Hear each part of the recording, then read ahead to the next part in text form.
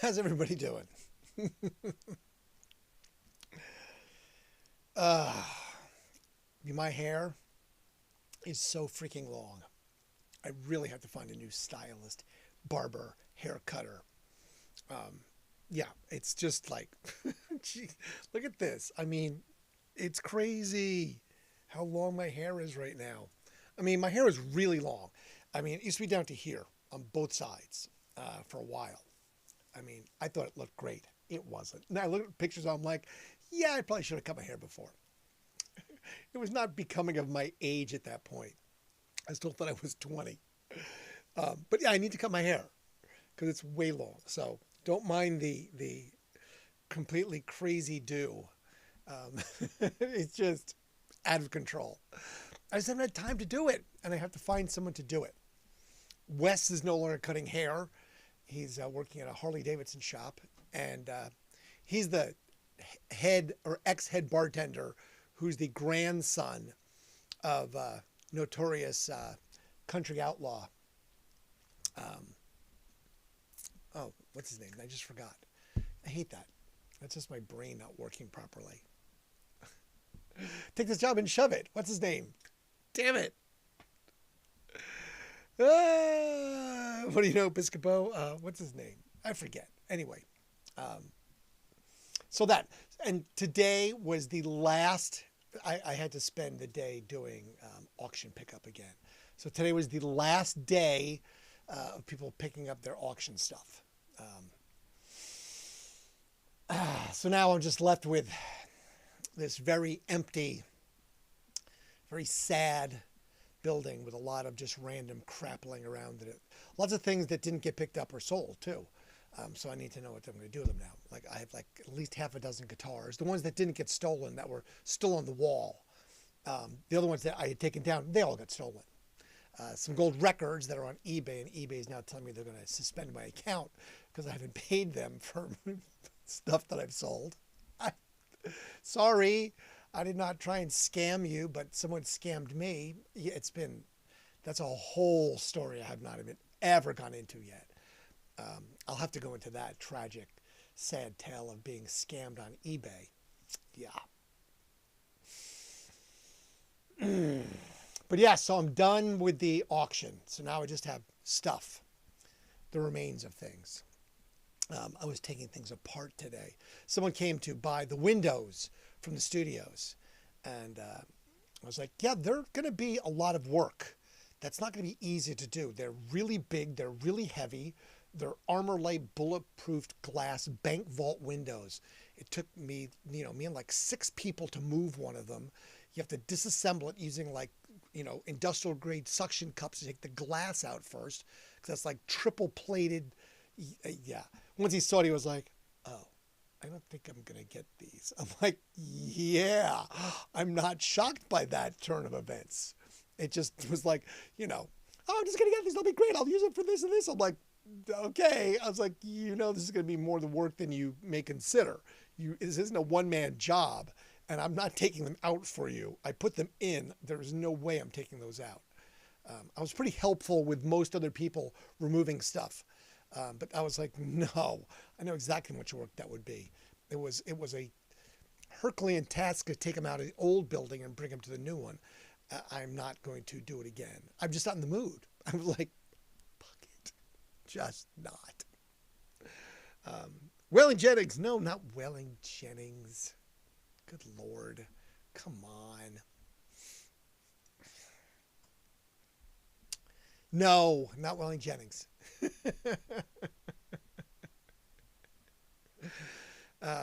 He wrote "Take this job and shove it." What's his name? God, I'm blanking on it. I usually remember it pretty good, but maybe I need more of this. The joy burst to renew mind and body. I need the mind part. Johnny Paycheck, yes, that's it. Thank you, Johnny Paycheck. Wow, that was just not working. Just totally not firing those synapses right there, ladies and gentlemen. Whew, telling you. So anyway, episode 164 on this Veterans Day, celebrating our veterans. Thank you for your service. veterans who did in fact serve. My roommate in college was a Marine. I pinned his first bars on him, his lieutenant bars. I always remember there was an old salty sailor who was like a Vietnam vet who was his first salute, and it was quite humbling to see this older vet who had served some pretty heavy tours, had some really big ribbons on, salute my roommate, who was like this 19-year-old kid who is now a lieutenant in the Marine Corps. It's pretty powerful. He wound up retiring as a full bird colonel, which is not an easy task whatsoever. No one assumed that we would survive college together, for real. I mean, when people were like, you will kill each other as roommates, we were actually the best roommates. And people were like, you will kill each other as people. That almost happened, but not for the reasons you might think. That's completely different stories. Things I probably don't know if the statute of limitation is up on, so I'm probably not going to share those stories. But needless to say, we did some stupid shit in our lives. Let me put it that way. I definitely have the nickname of Felix the Cat for a reason. My 9 lives have definitely been tested, time trial tested for sure. But anyway, the auction's done. So now I just have to deal with the stuff. I don't know what the timeline is for the building because there still is, sale date. There is no date yet. I have not been informed that there is a closing date because it's not sold. Contrary to everyone's belief, like, oh, it's sold. I'm like, no, it's not. If it was sold, I'd be much happier than I am now, which I'm already smiling because, what else am I going to do? Sit in the corner and rock back and forth going, I mean, I want to, but it serves no purpose. Just got to keep going, keep pushing. Sisyphus, the rock, trying to crush you, forever pushing the rock up the hill. That is life, just so you know. Unless you hit the lottery, unless you're born with a silver spoon in your mouth, unless, yeah, most of us are Sisyphus, okay? The big rock, forever trying to crush us, pushing it up the hill. That is life. So get used to it. Suck it up, little camper. Sorry if no one told you. I'm giving you the Handbook to Life 101. It doesn't stop and it doesn't get better. It just doesn't. It just doesn't get better. So get used to it now. There's my lesson for the day. But anyway, I don't have a closing date, so I don't know when the building will be closing. So that will mean that when I start to find these things out, hopefully sooner than later, I'm assuming by episode 200 it'll be great, which is narrowing it down because that's December the 17th. Everything has to go somewhere. Storage, it stays in the building, which will get at some point destroyed because I won't have the ability to get it, or it'll be sold or given away. So I will probably start doing something with it. In some way need to find a place to relieve myself of these things. Some things are small and tiny and they're insignificant. Other things are completely not insignificant or tiny. Anyway, that's what's going on. Pushing a rock, turn it around, pushing a rock. It's it. That's it. That is life. That is my life lesson to you for this evening. It does not stop. It just keeps rolling towards you. So you have to keep pushing. Whether you like it or not, sorry. Get up and do it again. That's how it works. Speaking of doing it again, let's do this again. Episode 164 on this Veterans Day, 11/11/25. 1925, Louis Armstrong, the trumpeter Louis Armstrong, and his Hot Five, that was the name of it, his Hot Five, begin their first recording session at the OK Records in Chicago. 1933, Billie Holiday's second song and first hit, Riffin' the Scotch, is released. Now, I thought maybe there was a different, like riffin', you think riffin' is a musical term. It is. I could not find something that was not related to, I thought make riffin' the Scotch, maybe drinking, or no, riffin' the Scotch. And I couldn't figure out what that meant, if Scotch was slang for something other than Scotch. So it's something to do with lyricking the Scotch. It didn't make sense to me. I did listen to it. It was a good song. I'm just saying. It's Billie Holiday. How can you go wrong? 1957, Sun Records releases Great Balls of Fire by Jerry Lee Lewis, the bad boy, Killer. Remember Killer? Jerry Lee Lewis, the baddest man alive back in those days. The song sells 1 million copies in the first 10 days. Okay, so that's a lot if you think about it. In 1957, 1 million copies in 33 days, or in 10 days? That's crazy. I mean, that's 100,000 a day. Think about how many record stores that has to be across the country and teeny boppers buying these 45 discs. I mean, that's nuts. It really is. I mean, just to think of the sheer volume of that, of sales, especially historically. We forget it's so easy now for downloads because it's just right here. Okay, I want to get a new song. It's like, bink, okay, got a new song, there you go. But, in 1957, you had to physically go drive, walk, bike, whatever, to a record store and physically buy this medium with cash. Because they weren't taking checks. There were no such thing as credit cards. We didn't have Venmo, Apple Pay, or whatever. So you were literally walking in there with your pockets full of your hard-earned money from, cutting the grass or painting the fence or allowances from mom and dad. And you were coughing over your hard-earned bucks to get a piece of physical medium, 45. That, I don't know how much it cost. Probably $1, maybe 75 cents, $2. I have no idea. That I didn't look up. I should have done that.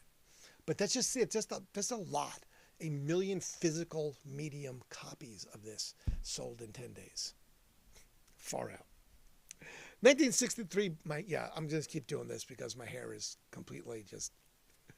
I didn't put any product in it. Normally, I heavily product my hair. Yes, I'm vain as fuck. If you never knew that, I'm so vain. It's not even funny. It's just, I always have been. Sorry. Anyway,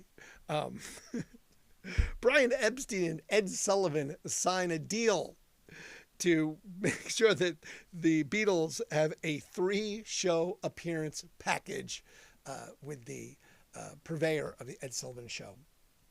Yes, I am vain. I'm sorry. That's just the way it is. That You're So Vain, I Bet You Thought the song was about you. It's totally about me. It always has been. So get used to it. 1968, the beginning of the end, John Lennon and Yoko Ono appear nude on the cover of Two Virgins album. Remember, the Beatles broke up 2 years later. Just saying, Yoko Ono. Oh, man. 1969, our favorite poet rock star, Jim Morrison. 69 was not a good year for him. So apparently on this day, November the 11th, while traveling from Los Angeles to Phoenix with actor Tom Baker, headed to a Rolling Stones concert, Jim Morrison and Tom are drinking on the airplane. Shocking, I know. Jim Morrison drinking on an airplane. Well, apparently his drinking got him to be a little belligerent, and he got verbally abusive with the flight crew, and then physically. At one point, the captain, if you guys don't stop it right now, I'm going to turn this plane around. I'm not kidding you. It says that in 3 places I found. The captain threatened to turn the flight around. I'm like, really? Like, what are you, like, mom and dad? You're so big, heavy in that back seat. I'm going to turn this car right around. My dad never did that, just so you know. If you had a parent that did that, my dad never said that. Because he would just turn the damn car around. He'd be like, where are we going? I'd be like, oh, yeah. My dad was not one of those guys that walked around like, the supermarket. If you're shopping, it's like, if you kids don't stop, I'm going to dump. You hear him doing it like 8 aisles later. No, my dad was not that kind of guy. My dad was just, Worcester, Massachusetts, blue collar, hardcore, Holy Cross, captain of the football team, kind of just, ex-Navy. He was that guy. He was definitely that guy. He would have just been like, I will turn this plane around right now. And he would have turned the plane around because it would have suited him. But anyway, apparently the captain did not turn the plane around. And when the plane landed, the police were in fact waiting. Now, two places said it was the FBI. One said it was the Phoenix Police Department. Regardless, he got arrested. Now, he was charged, him and Tom Baker were charged with causing a disturbance on the flight, which is drunken disorderly, drunken disorderly, assault, the felony crime aboard an aircraft. I guess crime aboard an aircraft was a felony, and interfering with the flight crew. Now, apparently Morrison somehow managed to avoid serving jail for this one. And despite the serious charges for the whole thing, eventually they were all dropped. Now, but this didn't end his troubles, because if you remember, we've talked about this before, coming up is his arrest in 1969 for his indecent exposure in Miami-Dade, where he supposedly, whipped out his wang, and that got him the fine, the suspended thing, the whole going to jail, where then he, kind of took off while he was on bail to France and never came back for anything. But yes, 1969 was not a good year. He was a little bit self-destructive at that point and was headed in that direction. So, Jim, bad boy Jim. Speaking of not bad boys, though, Josh Groban recorded or released his second album, Closer. It goes to #1 in the U.S., becomes his biggest selling album. I did not listen to any Josh Groban. I was like, wait, do I know that artist? I was like, I know the name, but have I listened to Josh Groban? I don't know. And I didn't care to listen, because I was like, no, I'm just not going to do it. Didn't go there. I listened to some Elvis and some Doors. I like the Doors. So I was like, yeah, I'll listen to some Doors. In memory of Jim Morrison being a badass poet. Dude. I had to put this down because it just, 2008 Taylor Swift, second album, got her Billboard Album of the Year in 2009, American Music Awards Album of the Year 2009, Grammy Album of the Year 2010, and the 43rd Country Music Awards winner of 2009. So, I mean, Taylor's got something going on, apparently. I mean, I'm not a Swiftie. I don't get it personally, but that's some pretty prestigious stuff back in 2008. So, more power to you, Taylor. 2022.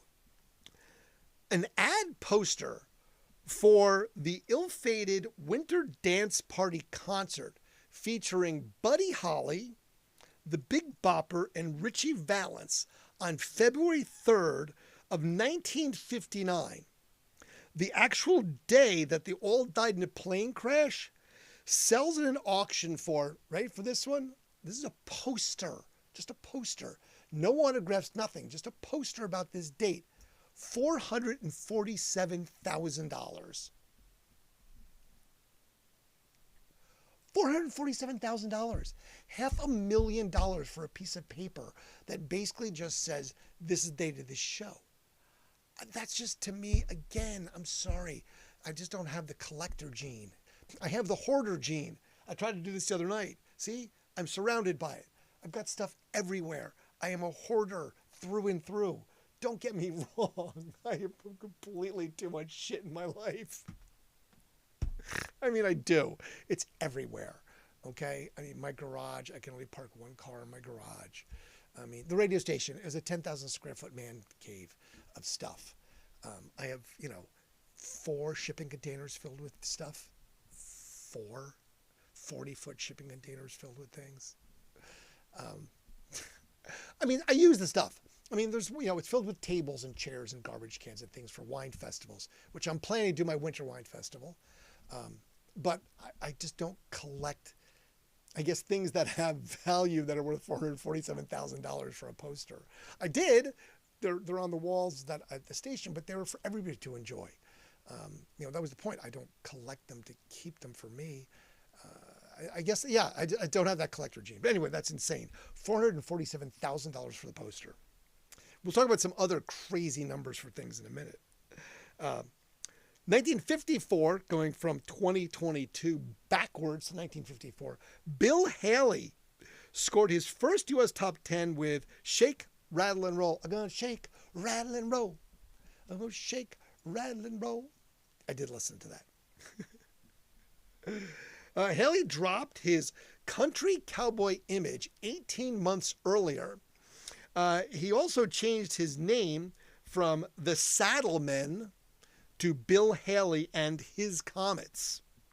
The song became the theme song for the Springfield Indians of the American Hockey League. Now I'm wondering if that's the Springfield Indians of The Simpsons. I mean, I know that's the Springfield Isotopes, but I'm just wondering if it was Springfield. It didn't say what state. I was like, wait, what? So the Springfield Indians of the American Hockey League. So I just had to figure it was The Simpsons. So I could see that. I could see The Simpsons adopting Bill Haley's Shake, Rattle, and Roll. I mean, they've adopted everything else. They've predicted like every world event and thing that's happened. I mean, they're the Nostradamus of, future events. I think it's just because if you throw enough scenarios out there, eventually something will stick. I read somewhere, and we tried this, that if you see like a jar of gumballs or something and you have to guess the number, if you take someone guesses 12, someone guesses 10,000. If you take the average of them, you'll be closest to the number. Right. I read it somewhere, could be completely mistaken, but yeah, because someone was like, 932, 487. If you take the average of a certain number of them, like, 10 or 20, you'll actually be very close to the real number. Law of averages. I don't know, man. I'm not good at guessing those things, so I'm going to try for the average.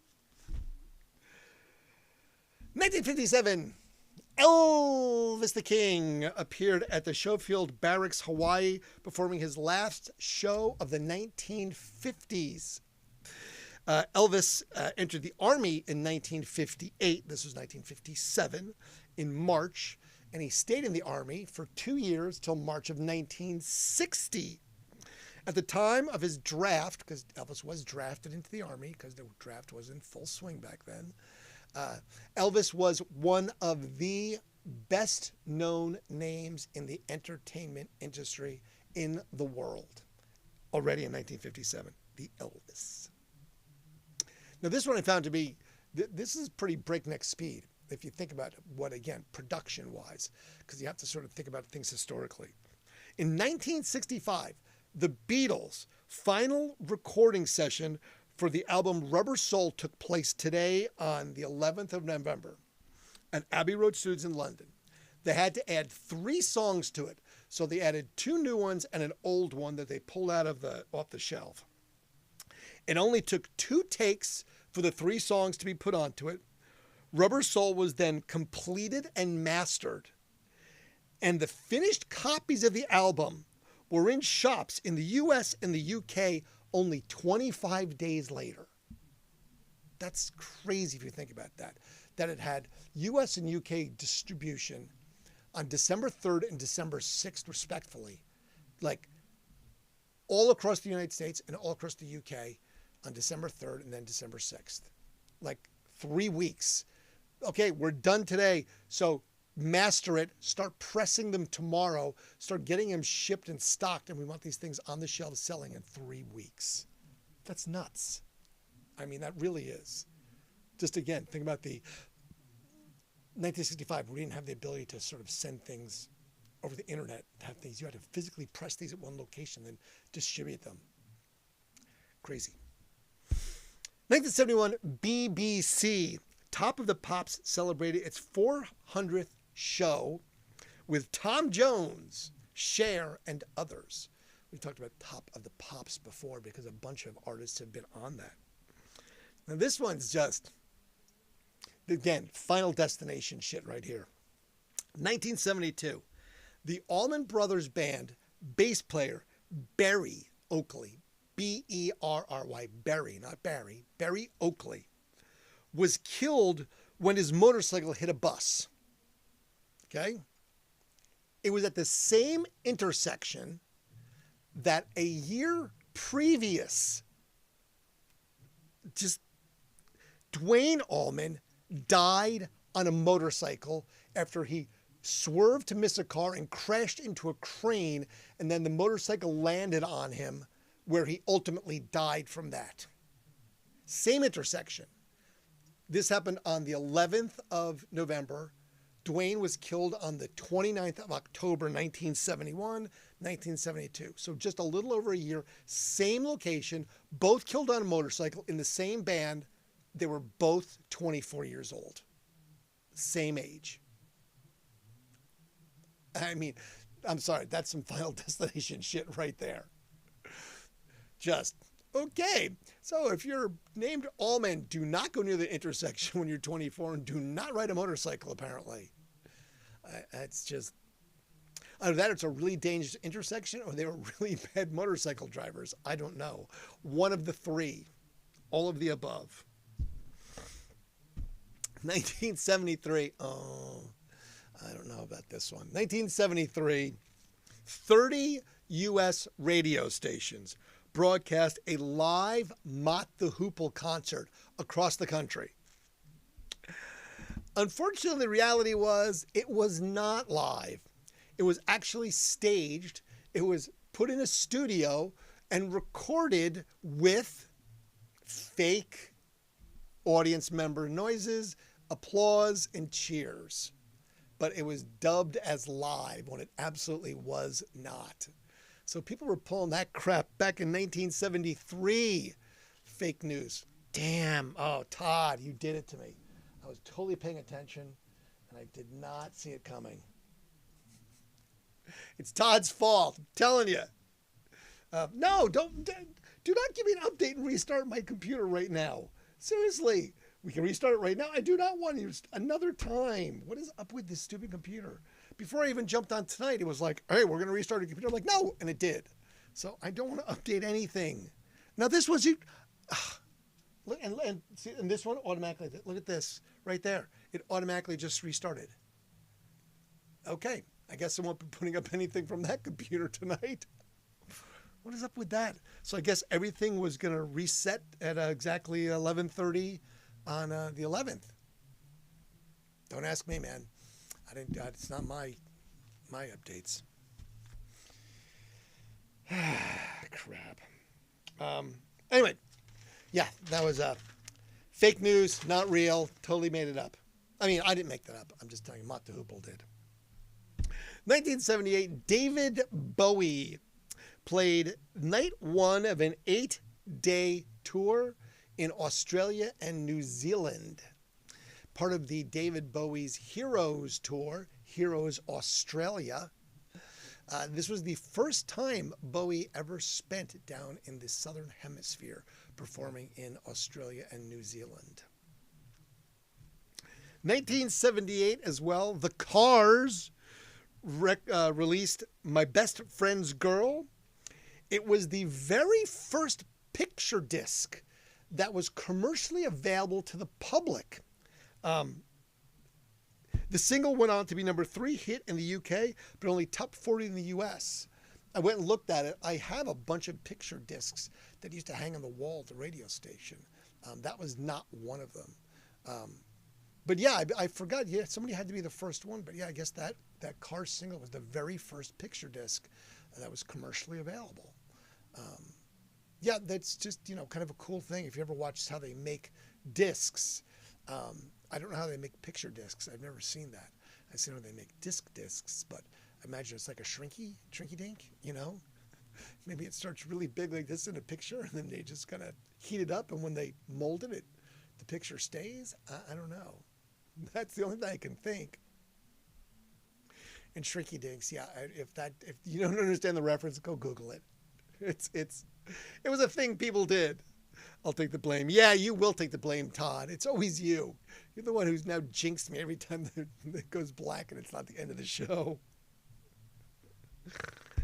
1982, Prince kicked off his 87-date 1999 North American tour. Wait.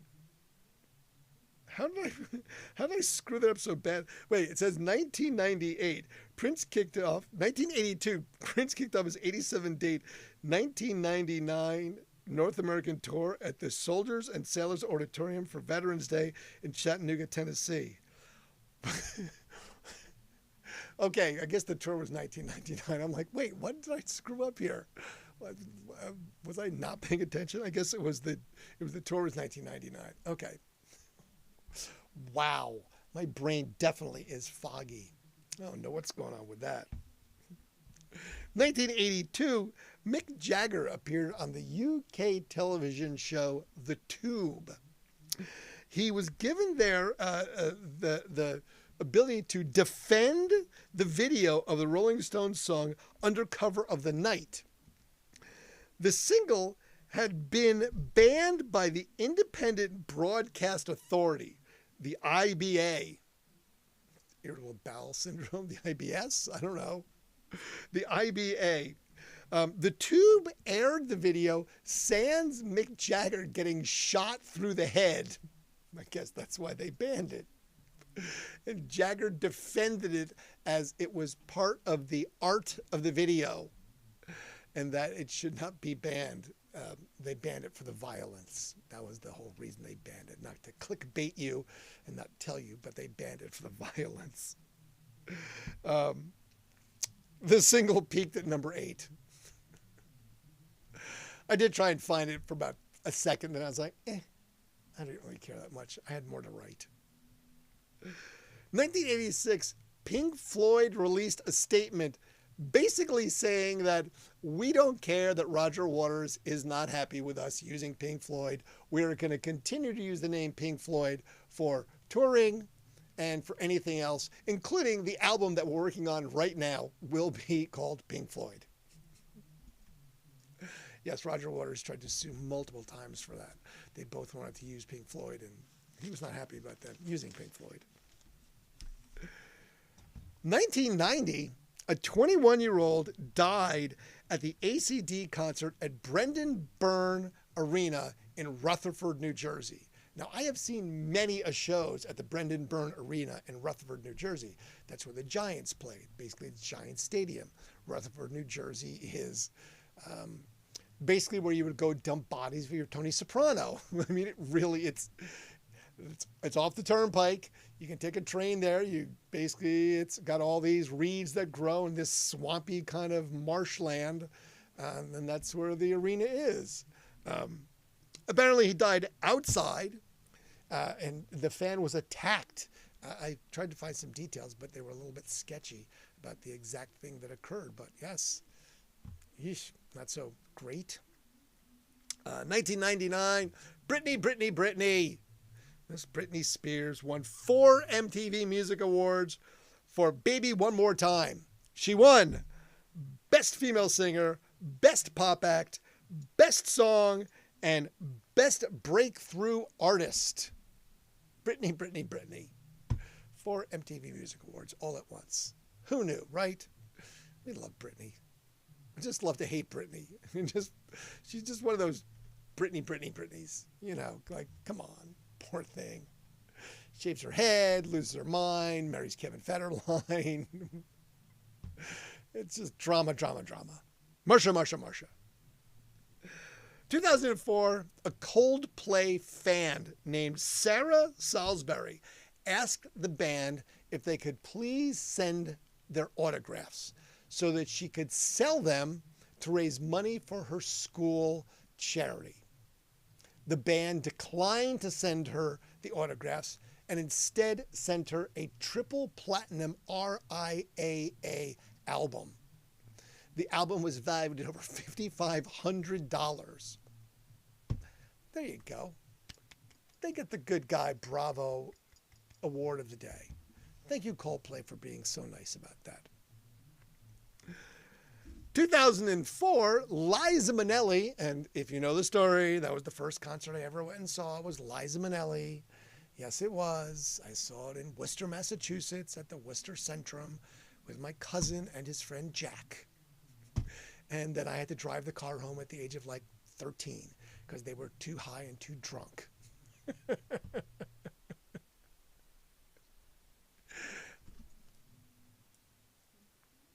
Yeah, that was probably about what I was doing because it was a big Bodie car. And I remember I was like, okay. Anyway, Liza Minnelli's former bodyguard accused the singer of forcing him to have sex with her. I mean, come on. It's not just shitbag men, apparently. In order to keep his job. Now, the court's record revealed that she was being sued for $100 million for emotional damage. Now, at the same time, she was also being sued by her ex-husband, who was taking her to the cleaners. So there was some talk of collusion between the bodyguard and the ex-husband. I guess the ex-husband was a complete dirtbag shithead. So, there was these sort of were going on simultaneously, where the divorce and ex-husband thing was happening, and suddenly this kind of brewed up. Anyway, the bodyguard said she made many repeated attempts to compel him into sex to keep his job. He eventually succumbed. I just had to break down. But I wanted to keep my job, so I decided to do it. The suit was dropped, and the remains. The suit was dropped, but it was settled. The second one was settled, but the details remain closed to the public. So I don't know. I think it sounds like it was Liza was having drug problems and a bunch of health problems. It sounds like it was her shitbag husband and collusion of the bodyguard to me. So I'm going to give him the Douchebag of the Day award. That's where the Douchebag of the Day award goes right there. Liza Minnelli's ex-bodyguard. I didn't want to say his name because I wasn't able to pronounce it. Just saying. 2011, Black Sabbath fans rejoiced at the announcement of the band getting back together for a tour and for albums and everything else. The resulting LP 13 was released in 2013. That was it. There was no great rejoicing. There wasn't the band all back together, and there was no touring. So we hyped it up for you, but nah, we're not actually going to do it. Sorry. And then, not in shocking news, rock stars have a lot of stuff that they sell and make a lot of money for charity. In 2014, Madonna auctioned out outfits that she had worn in movies and on videos, raising money for charity. She raised a total of $3.2 million for charity. Her Desperately Seeking Susan jacket sold for $252,000. Again, $250,000 for a jacket worn by Madonna. Cool. Michael Jackson, in 2023, auctioned his leather jacket he wore in the 80s, and that one went for a cool $306,000. But the winner of the charity auctions goes to David Bowie. In 2016, an auction of the artwork owned by David Bowie took in, ready for this one, $30.7 million. More than double the pre-show estimates. The 47 pieces were sold at Sotheby's in London, and his most expensive artwork went for $9 million. All of those proceeds were donated to charity. So, hero of the day, in fact, goes to David Bowie, donating $30.7 million raised by his artwork. I don't know if this was pre or post David Bowie, but when he stopped touring. But yeah, wow, that's pretty substantial. So, good job, David Bowie. Liza, we're gonna miss cats. Oh, yes, Liza. Oh, my goodness. All right. Born on this day, comedian Jonathan Winters. I don't know who he is, but anyway, he was very funny. But he was born in Dayton, Ohio. Jonathan Winters from Dayton, Ohio. Stanley Tucci. He's doing a food tour show now. I don't know. I mean, all these celebrities do these food tour shows. I'm going to do something. I want to do a tour show that's different. I don't want to do food. Everyone can eat. I want to do like a dirty jobs show where it's like, go do jobs. Just do what. It doesn't have to be a dirty job, just a job.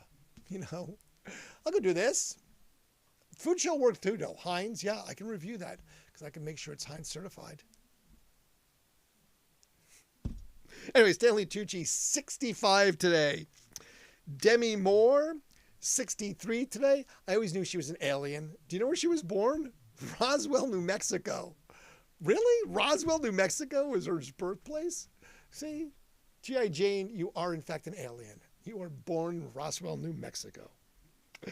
Leonardo DiCaprio, 51 today. I wonder if his dating profile's changed yet. Oh, I know, that's harsh.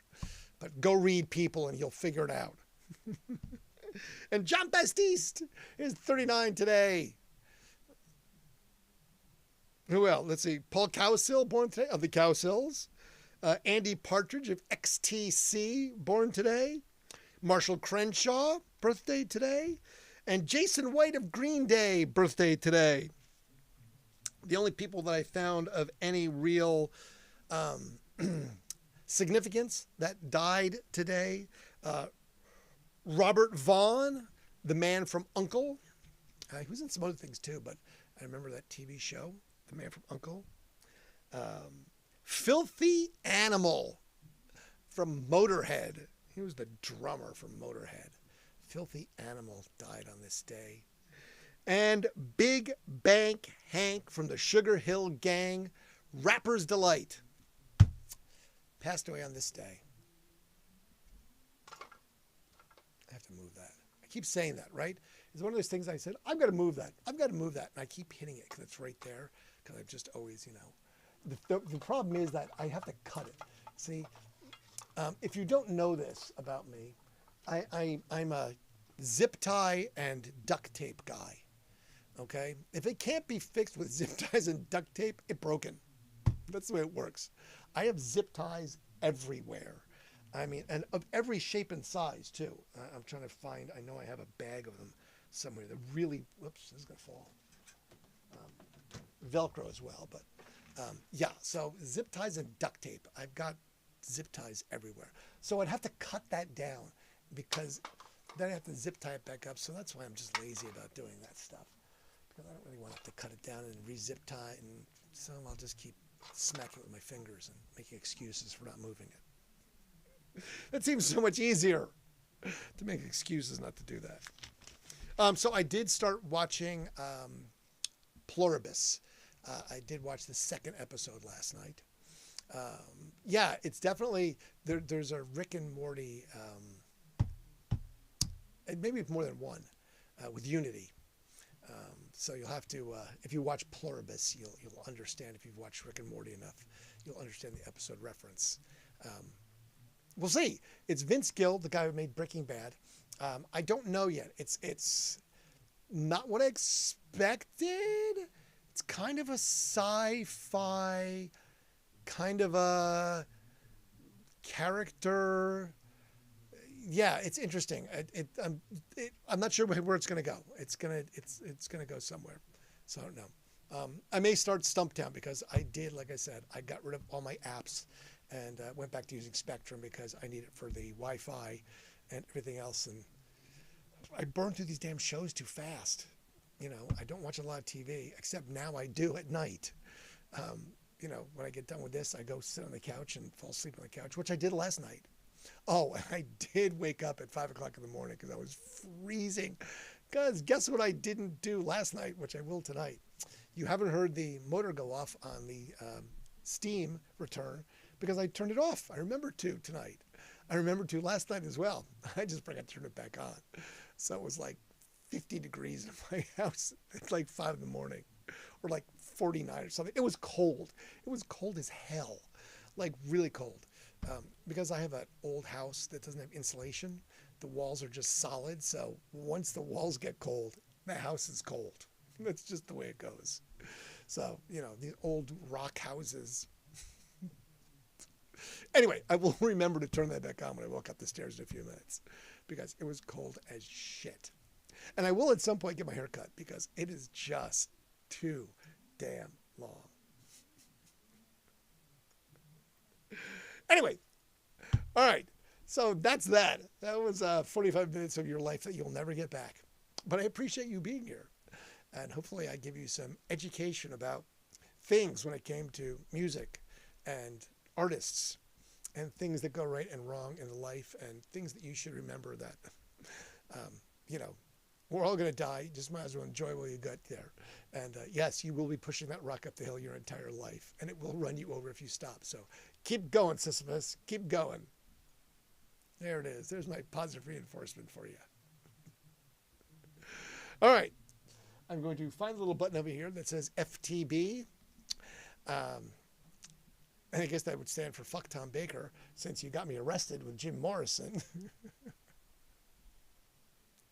Or it also stands for Fade to Black. So I appreciate you. Tomorrow, in fact, is Wednesday. I'm very confused because the garbage cans were still out tonight because yesterday or today's a holiday. So everyone pushed their garbage cans out, but it didn't get collected, so they're still there. So tomorrow is Wednesday because of the holiday.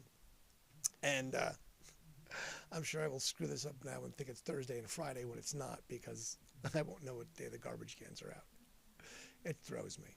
I know. It's easy these days. It really is. Life is just one big thing. Anyway, appreciate you being here. I look forward to serving you again soon. And we will do this all again, but completely different. Or not. And with my computer working, because that's the screen now. What am I going to do? What is this? Why did it do this? I have no idea. I'm just going to reboot in the middle of your show without asking. Just start on its own. Ridiculous. It already has faded to black. It already was like, I'm out of here. So, thank you. I appreciate you, friends, and I will see you again soon. Fading to black. Liza, we're gonna miss cats. Oh, Liza.